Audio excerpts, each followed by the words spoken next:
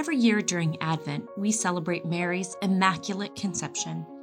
On December 8th, we celebrate the solemnity of the Immaculate Conception of the Blessed Virgin Mary, which references Mary's conception in her mother's womb without the stain of original sin.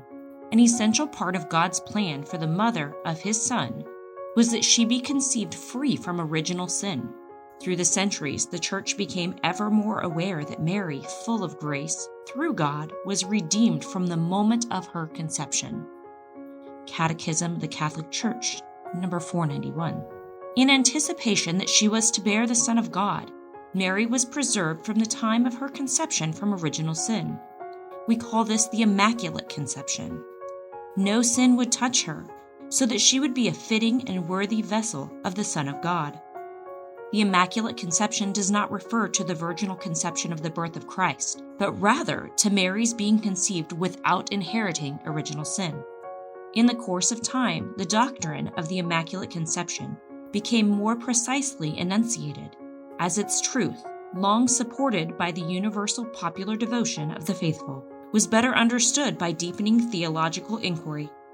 In 1854, Pope Pius IX proclaimed this dogma infallibly.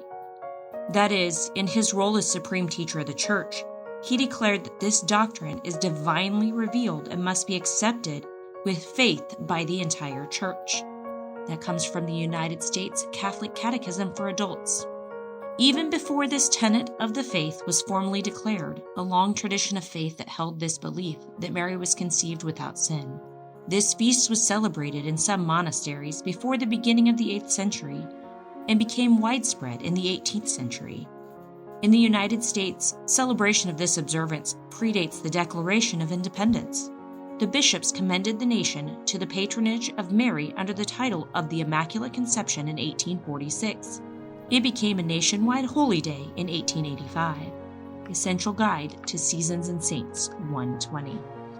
The understanding of this teaching is to know that Mary was conceived without any sin, so that we know that she could be perfectly clean and holy as the vessel to carry our Lord, who is to save us.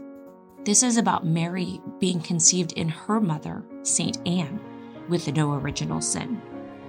Happy Feast of the Immaculate Conception.